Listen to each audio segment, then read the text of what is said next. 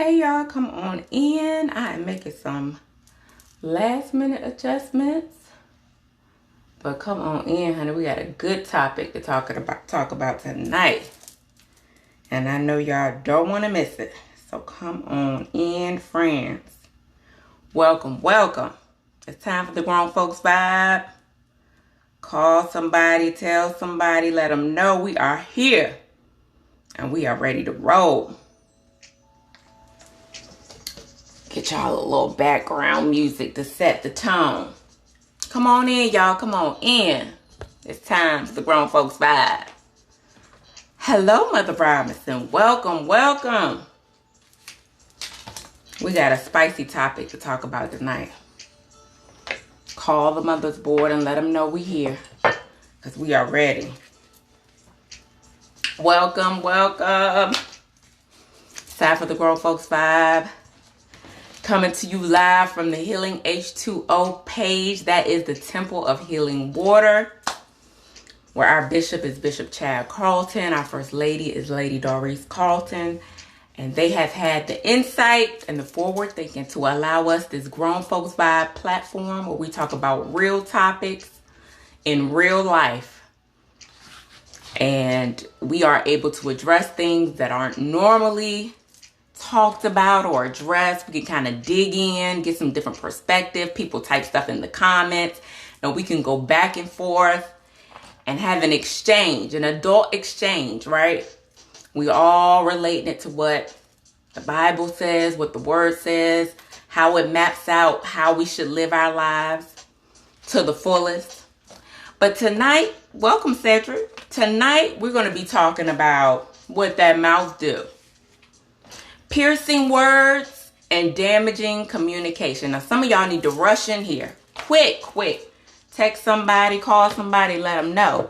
Because some of y'all don't know how to talk to people. You just don't know how to talk to people. And we're going to talk about you today. And we're going to talk about it today. Hopefully, it can help you in your communication and the way you talk to people. Because I have had to have my lessons in communication as well. The key is being open to listen and receive what people have to say about how you communicate with people, right? What that mouth do? What that mouth say? You over there talking crazy. Tonight we're going to talk about it all. And I want y'all to keep it real. Do a self-assessment, self-examination. I am Sister Crystal Smith. Welcome, welcome, welcome. It's time for the Grown Folks Vibe. I'm Sister Crystal Smith. The Temple of Healing Waters in conjunction with Crystal Clear Convos. We are here to have transparent conversations that inspire change in your life. So hopefully this message tonight will be helpful to someone to give you insight on how to communicate. We want to talk about piercing words and damaging communication, right?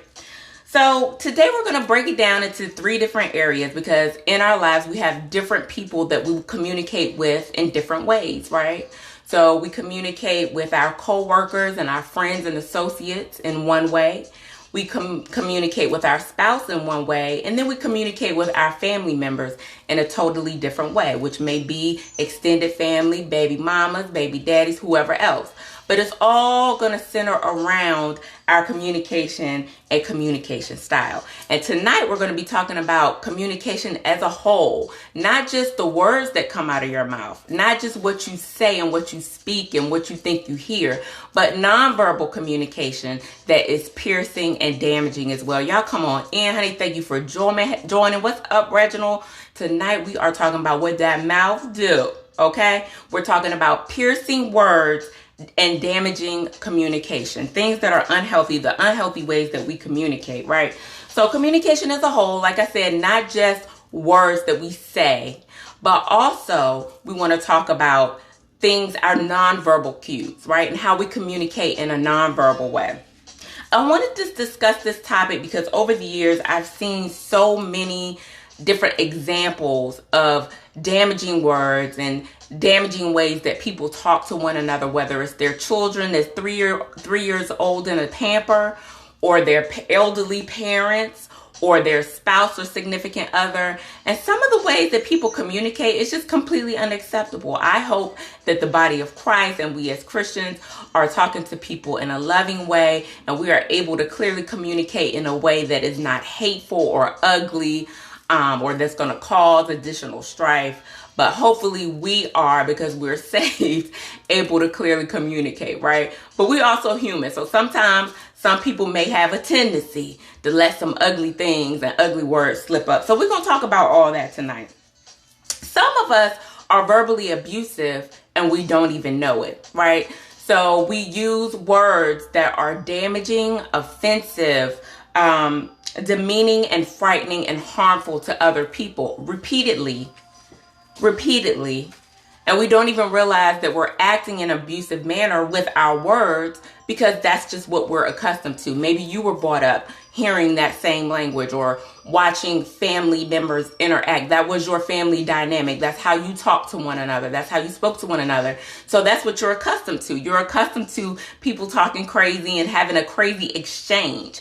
But I want to bring that to light, that that's not normal, okay? And we have to stop the cycle at some point to say, okay, the language that I'm using and the way that I'm talking to someone, or the aggressiveness in my tone, or how I'm handling the way I communicate is not necessarily the right way. What can I do differently to still be able to get my message across, what I'm trying to say across, what I need them to understand effectively without doing it in a harmful or damaging way, right?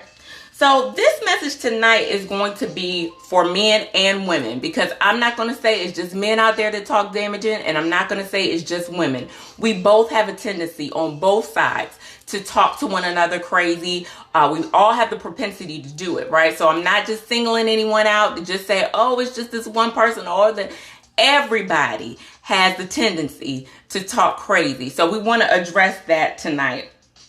We have to break those setbacks. So first, I'm going to break it down by our spouse, partner, significant other, boyfriend, girlfriend, however you want to label the special person or the loved person in your life, right?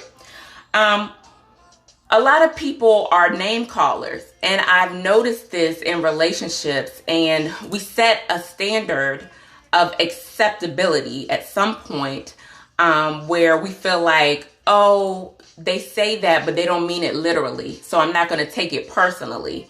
And so I've seen people in relationships call the other person an idiot. I've seen people call them stupid, and not say it, oh boy, you stupid, like in a funny, joking way. I mean to literally be insulting and call somebody stupid, call your partner dumb, say that person is an idiot. You're a retard. Okay, so for all my behavioral and mental health people, I know that is not the proper use, but I'm using it as an example. Call the other person a retard, say they're dumb as a box of rocks, and just be really demeaning in the heat of the moment, or just in any moment. I mean, I've seen couples out and they're not necessarily arguing, but they feel comfortable enough to use this damaging name calling to talk to one another, and the other person is accepting of it. Or what about the person that says, why don't you shut, what you crying for? Why you always crying? You so stupid, you know, and just talk to the other person because they're showing emotion or because they're feeling some kind of way. They really demean them to make them feel stupid in that way. So maybe you say, well, Crystal, I'm not a name caller. I mean, who does that? We're not in third grade anymore. Who's calling names? Maybe you're not a name caller, but maybe you're very good at insulting a person and making them feel less of a person. What about the people who degrade and demean people and take digs on their manhood? So you're dating a man and you kind of take digs on him being a man. Well, if you would grow a pair, well, if you would do such and such, well, if you were a real man, okay? And they do these different things. I'm sorry, y'all, let me put my phone on silent so you don't hear every vibration. They come at them very demeaning and try to insult their intellect, try to insult their intelligence, try to just demean them as a person, right? And put them down. So they're not necessarily calling them a name, calling them stupid or calling them dumb, but they may say something like, well, if you were a real man, if you were a real woman, hey, Sister Annie Mac, Miss Pinky, Jameson, welcome, honey. Welcome to the Grown Folks Vibe. We talking about what that mouth do. Okay, we are talking about piercing words and damaging communication. We got some people that have some very poor communication skills, and how we talk to one another is very relevant. And I just want to address and bring to the light that calling your partner dumb, stupid, all that is not normal, and we're bringing it to light tonight. So we're talking about how you interact with your spouse, a loved one, significant other, boyfriend, girlfriend, your children, baby mama, baby daddy, and then your coworkers and friends. So I'm going to try to break this down for y'all as quickly as possible. Time always flies by. So for the man, you may say, men may say something to their woman like, you're not smart enough to do that, or you've only got a high school education. What do you think you can accomplish with that? Or you're not going anywhere. Nobody wants you with those 3 children, right? So that's we already know that's a little controlling spirit. We're going to pray for them that they don't have that controlling spirit anymore. Or if you're a woman, you may say, like I said before, if you were a real man, why don't you grow a pair? Or you may just indirectly insinuate something. So they may say, you may be arguing in the heat of the moment, going back and forth, yada, yada, yada, yada, yada. And the man's like, well, what are you trying to say? I'm stupid. And then you say something like, well, if the shoe fits. Still insulting their manhood or insulting them as a person, right? We're not in grade school. We were all taught we don't call names. We don't do things like that. But as adults, we still have people using this very damaging language that is completely unacceptable, that has managed to make its way into so many different households. What about people that the baby mamas or baby daddies that say, you know what, you're a poor excuse for a father. You're a poor excuse for a mother. You're this. You're not a real mom. You just taking digs at motherhood, taking digs at fatherhood. Some people take that role very seriously, as they should. I can't imagine somebody trying to diminish somebody's role as a parent. That's very, very hurtful, right? So some of y'all can't wait for social media for Father's Day to come around. Here you are, the mother, on Father's Day posting, trying to take all the credit. Well, I'm here trying to be the mother and the father and the blah and the blah. They may not be the best father, but your choice of words and just trying to demean them and belittle them on such a public platform, it's just not healthy. It's not healthy. So let's talk about another form of damaging communication. So maybe you say, I'm not verbally abusive, Crystal. I don't have those issues. I don't have that problem. We good over here. Well, guess what? Another form of damaging communication and damaging digs is what I call them. Your inability to communicate and express what you are thinking and feeling. Let me say that again for those in the back. Your inability to communicate and express what you're thinking or what you feel. So that means basically you internalize all your thoughts, all your feelings, all your emotions. Everything is on the inside. Okay? Somebody asks you what's wrong. Are you feeling some kind of way? Are you okay? I'm good. But on the inside, you're battling and you're toiling with different emotions, but nobody knows what's going on because you refuse to share. You choose to internalize that, which creates a time bomb. Your internalization and nonverbal communication is just as damaging as piercing words. So I was watching last night, it's a series that comes on Facebook called Black Love. And it was a young couple up there. They've been married for 12 years. And he was on the police force and was having some challenges with the police force. End up putting in his 2-week resignation. As a result, they put him under this deep investigation and did all this.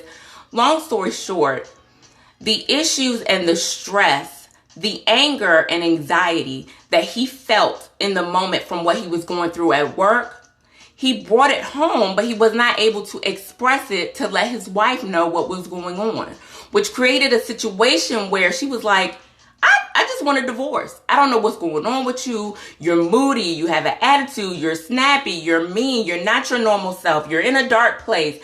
I don't know what's going on with you. I don't know how to help you.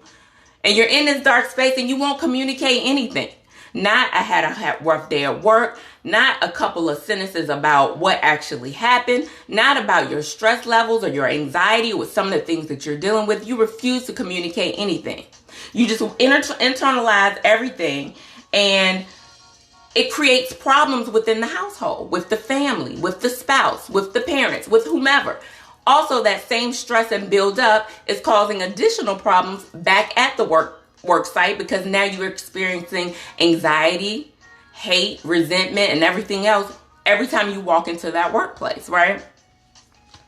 So your internalized behaviors, like I said before, do display externally through your behaviors. Being moody, being depressed, being in your own world, being sad.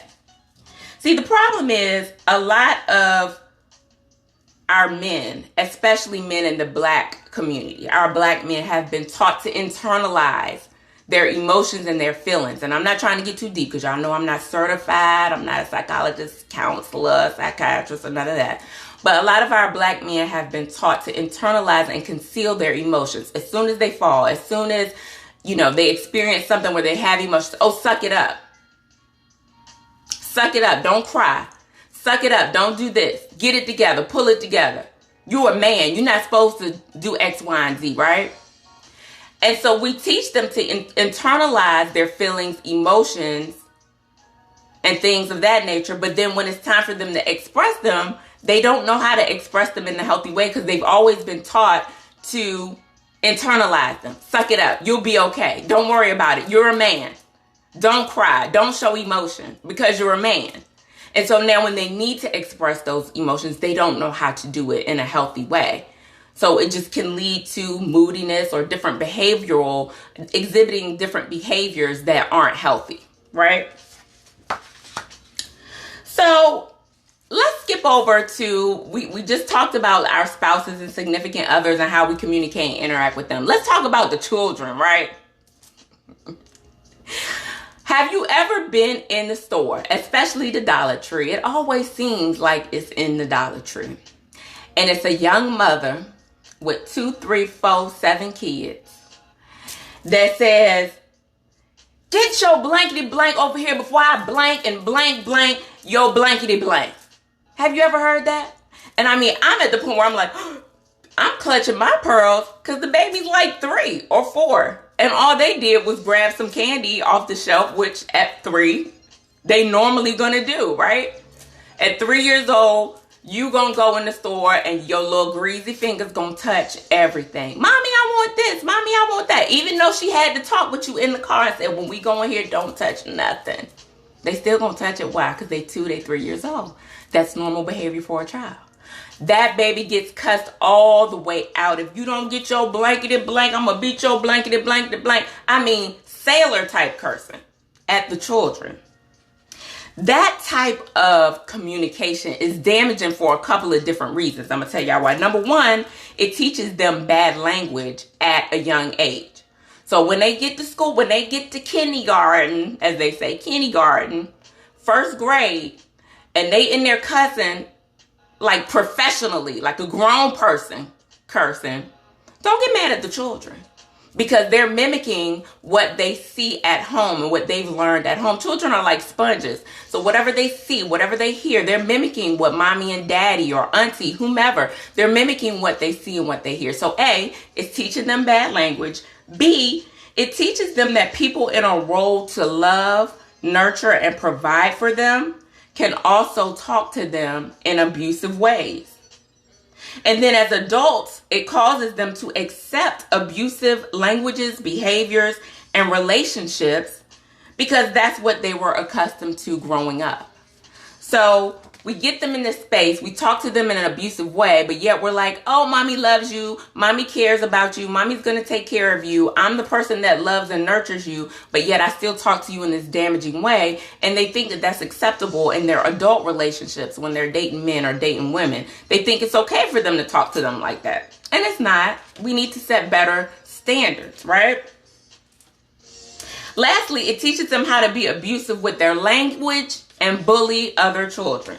So when you're wondering why the children know how to curse people, the other children out in the sandbox, why they're outside playing, why they're saying sentences that sound like something a 45-year-old man would say, this is what you're instilling in them at a young age. And I know y'all saved and y'all been saved for a long time and y'all don't curse And y'all never say anything damaging or crazy, but this is for the people, the real people out there, the grown folks that will admit that there have been times that the things that they said haven't been worded in the best way or shared in the best way. So what about your friends and your coworkers? Let's jump to that real quick. Are you aware of how you speak and talk to other people? Are you aware of what their perception is? Not how you think you say it, but how they perceive what you say. Because technically, that's what really matters. I thank God for good friends that have come to me and said, you know, you're a little, you could have said that a little different. You know, you're a little aggressive with that, Crystal. It's taken me some time over the years not to be so blunt. I have worked in a correctional environment for a very long time. I have been in a supervisor position for a long time. The nature of my job just didn't teach me to be as soft probably when I'm communicating as I should have been.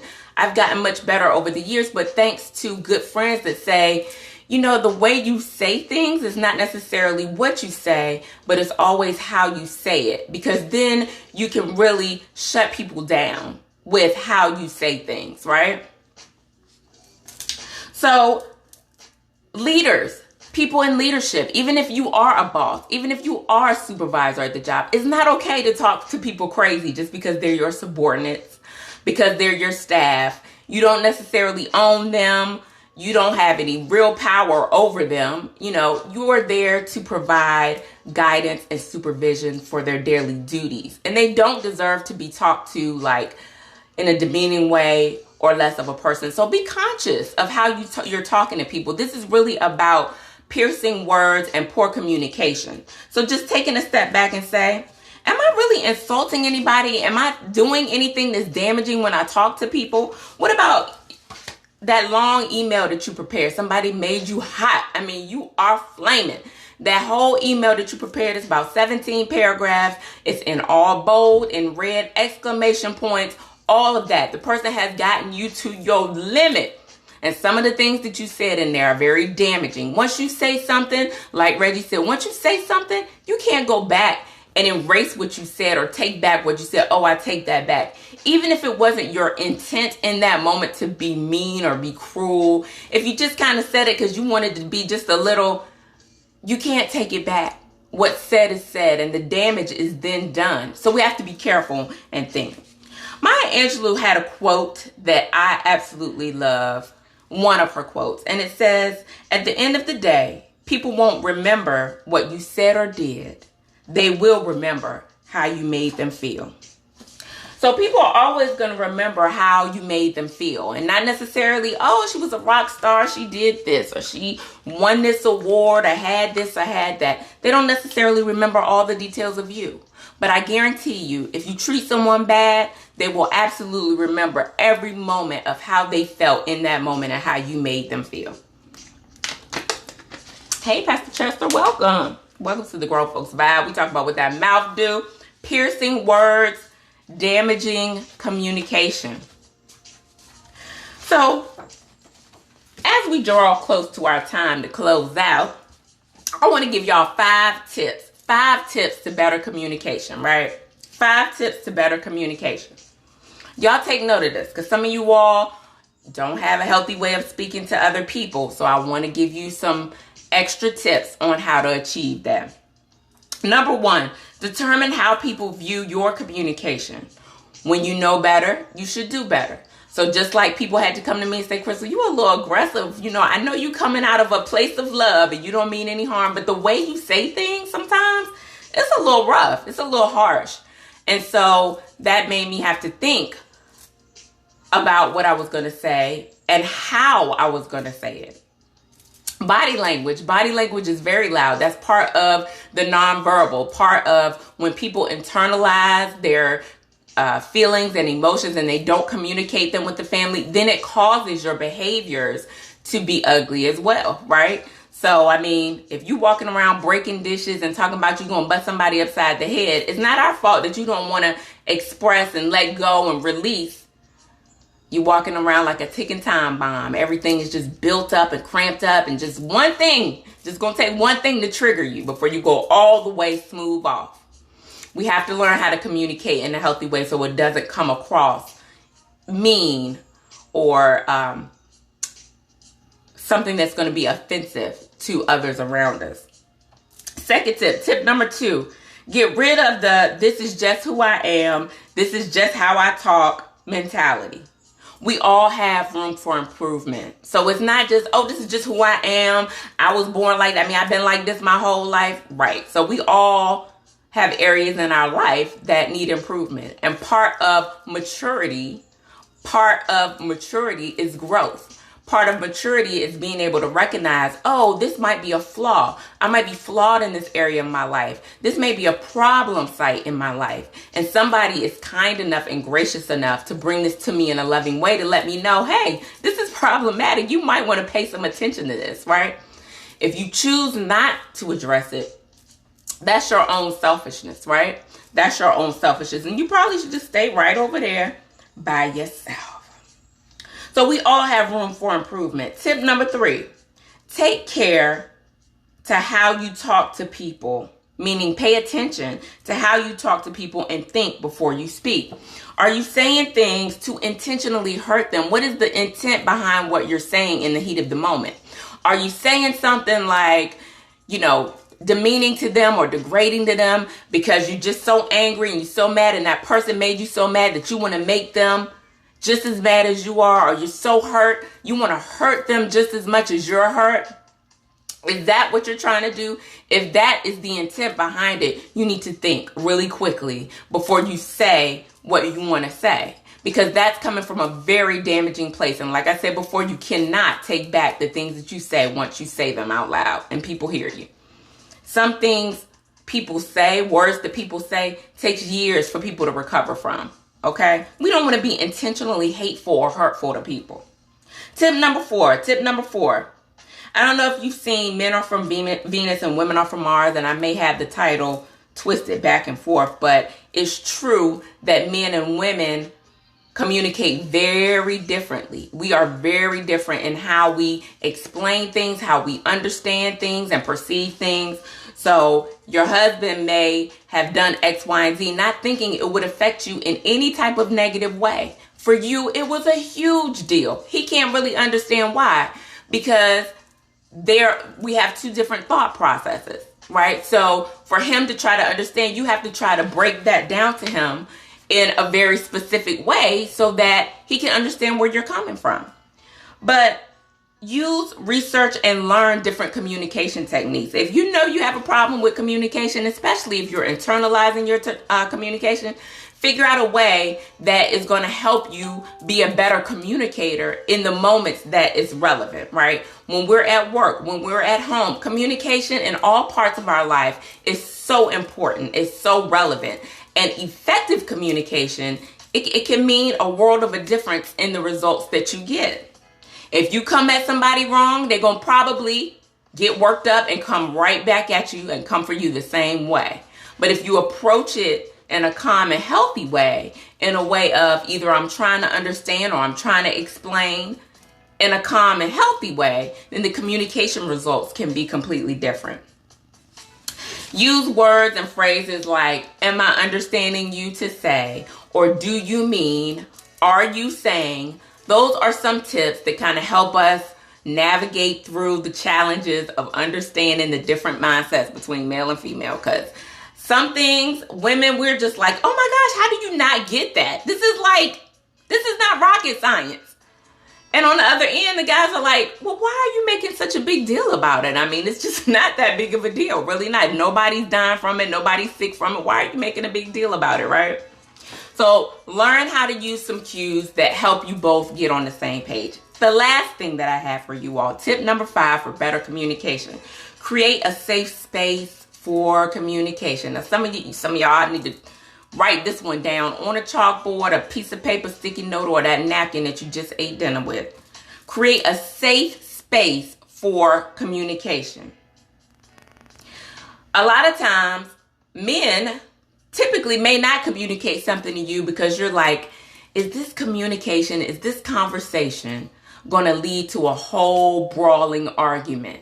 Is this going to trigger something to make her reflect back to the 5 years ago when I left the socks in the middle of the floor?